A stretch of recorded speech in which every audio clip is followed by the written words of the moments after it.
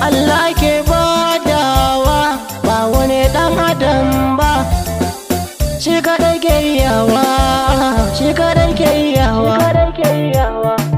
Mai sassaka ba za ka yi ba, don sassaka ba ya kashe gamji. Mai zamani uban mai laya, ni hassada take mini taki. Mai san ganin bana numfashi, to yanzu ma na faro aiki. Waka nake suna kushewa, to yanzu gashi na dau maki. Na samu 'yan kuɗaɗe na a cikin sana'ar gana gina daki. Mota abin hawa na kyauta, amfani sanadin yin waka. Wata nasarar ba zan furta ba, don sirri ce ta zo min a haka, don sirri ce ta zo min a haka.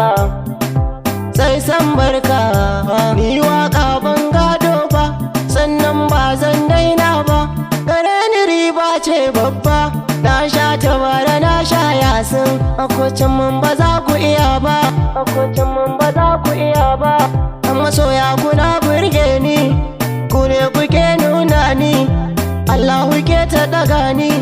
Idan na shiru ku azani, kuna bani goyon baya. Ni dan tibo ina godewa, ni dan tibo ina godewa.